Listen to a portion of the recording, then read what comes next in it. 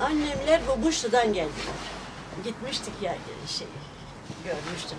Ama ben o zaman gittiğim şeyi hiç anlamadım. Şimdi dedim bir kere daha olsa giderim. Esas şimdi şeyime koydu benim. Ondan sonra Bubuşlu'dan geldi. Doğru Elbasan'a konakladılar. Yeniydi evlerimiz, yeniydi. Şimdi yıkıldı. Ne tanrım evine bir şey.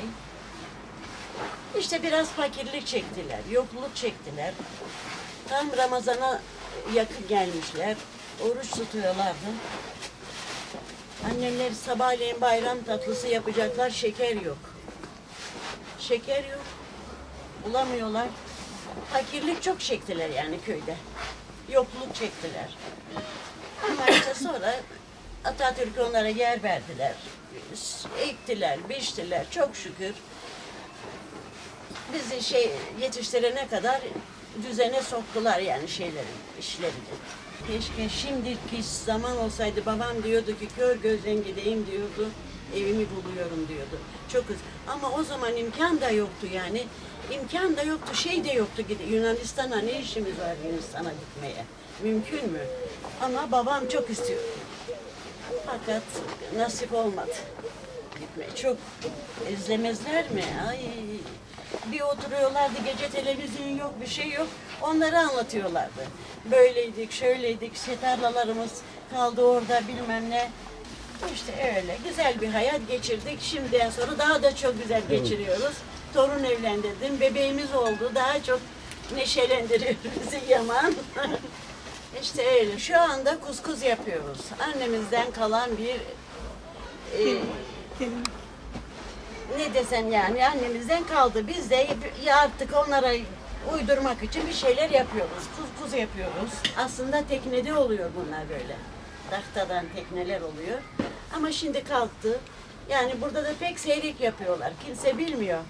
İşte sağ olsun kızlar da seviyorlar onlar da. Geldiler buraya. Onlara yardım ediyorum. Güle güle yesinler. Kuskus teknesi getirdiler. Şöyle yuvarlak bir şeydi böyle. Biz tabii biz zaten ben burada doğdum. 14 sene sonra doğdum ben. Annemler 20'de geldiler. 20'sinde geldiler. Ben 34'te doğdum. Görüyordum tekneyi yuvarlak bir şey böyle anne. Bu kızım diyordu biz bunu memleketten getirdik. Rahmetli halam vardı. Gemide 40 gün sonra geldiler. Gemide. Geldiler şimdi maya yok. Ekşi maya. Ekmek yoğuracaklar maya yok.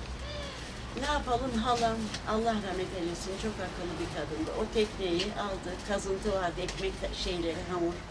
Onları kazmış. Biraz sıcak suyla unu karıştırdı. Ondan sonra bıraktı o gece. Sabahleyin kalktı, biraz kabardı.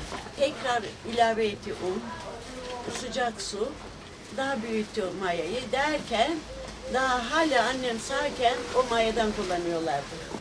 İzmir rupula yemuti ki mikrofandri meniva.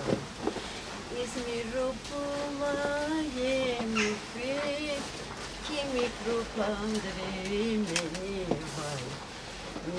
Mikri sayra pisa mindas trupustan akisvay. Mikri sayra pisa das propostas